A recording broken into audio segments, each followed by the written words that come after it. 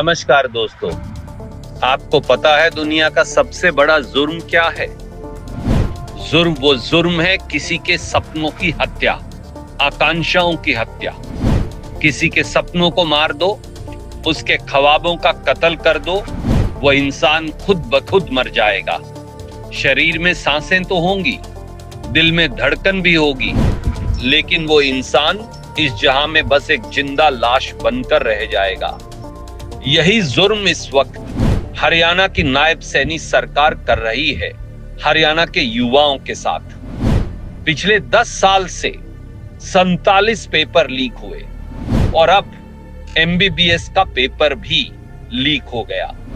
राज्य के लाखों युवाओं के सपनों का कत्ल कर रही है ये सरकार।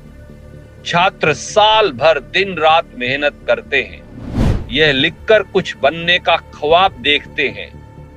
माँ बाप बच्चे को डॉक्टर बनाना चाहते हैं, लेकिन ये सरकार एक के बाद एक परीक्षा घोटाला करवाकर एक ही झटके में उन सभी छात्रों के, युवाओं के ख्वाब को मार देती है। सरकारी संरक्षण में सपनों का कत्लेआम कर रहे नकल माफियाओं का इस बार नया जुर्म जो उजागर हुआ है, वो रोहतक के मेडिकल कॉलेज यानी पंडित BD Sharma university of health sciences विश्वविद्यालय में MBBS परीक्षा में इस बार एक नए अंदाज से फर्जीवाड़ा किया है नकल माफियाओं ने। फर्जी छात्र क्लास में ऐसी पेन का इस्तेमाल करते थे जिसकी स्याही बाद में ड्रायर से सुखा दी जाती थी। जो कुछ क्लास में कॉपी में दर्ज हुआ वो एग्जाम सेंटर के बाहर गायब, और यहाँ उसी कॉपी में नकल माफियाओं के एजेंट सवाल का सही उत्तर दर्ज कर देते थे। एग्जाम सेंटर से जिस तरह कॉपी साठ गांठ करके बाहर निकाली गई, उसी अंदाज में वो कॉपी फिर से सेंटर के अंदर पहुंच गई। फाइनल रिजल्ट आया तो जेन्युइन स्टूडेंट फेल और पास वो हुआ जिससे नकल माफियाओं ने मोटी रकम की वसूली की थी।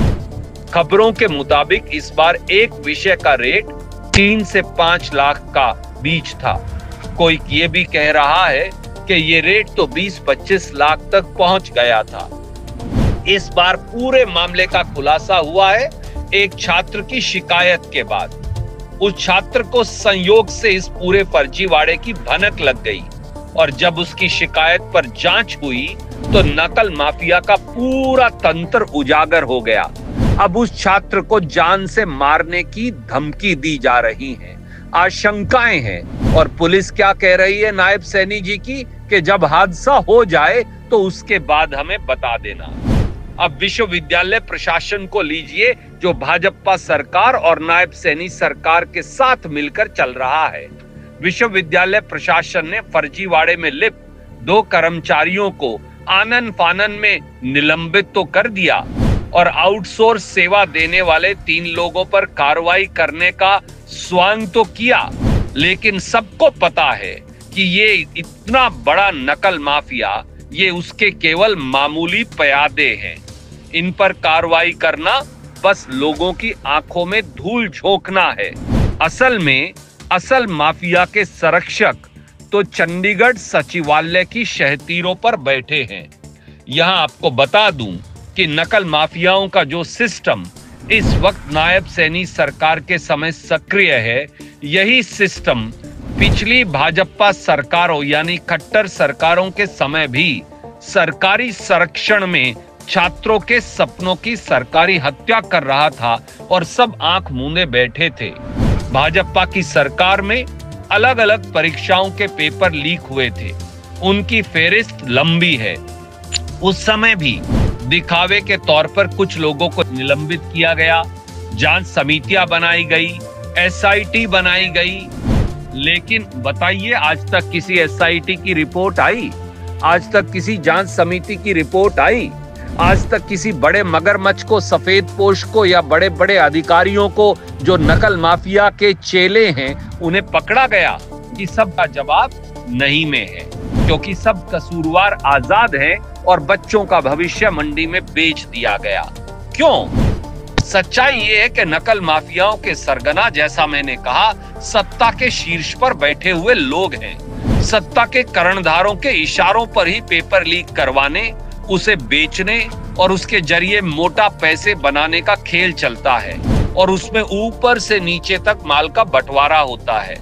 दोस्तों, युवाओं, हरियाणा के नौजवानों, अपने स्तर पर आइए खड़े होकर इस पूरे नकल तंत्र का विरोध कीजिए। ये राजनीतिक विषय नहीं, यह आपकी जिंदगी और भविष्य का सवाल है। सरकारी संरक्षण में पनप रहे नकल माफियाओं के खिलाफ आवाज बुलंद करिए, क्योंकि कोई मसला ये किसी राजनीतिक दल या व्यक्ति का नहीं, ये आगे आने वाली नस्लों का है। आपका ये भाई, आपका ये साथी रणदीप सिंह सुरजेवाला हर मोर्चे पर आपकी लड़ाई लड़ता रहेगा, आवाज उठाता रहेगा। इस नकल माफिया के खिलाफ भी मैं भी सड़क से संसद तक आवाज बुलंद करूंगा, लेकिन इस लड़ाई में हरियाणा के युवक और युवतियों का सहयोग चाहिए। आपका सहयोग हमें चाहिए। आपका साथ नकल माफिया से लड़ने में हम सबके हाथों को मजबूत करेगा और तभी हम सब मिलकर अपने बच्चों के सपनों को सुरक्षित कर पाएंगे। आइए इस यज्ञ में हिस्सा डालिए, बोलिए, फेसबुक पर लिखिए, सोशल मीडिया पर लिखिए, आवाज उठाइए, व्हाट्सएप पर लिखिए, अपने चारों तरफ वातावरण में कहिए और नकल माफिया और नकल तंत्र जो भाजपा के संरक्षण में चल रहा है, उसके खिलाफ एक आंदोलन खड़ा करिए। जय हरियाणा, जय नौजवान, जय हिंद, नमस्कार।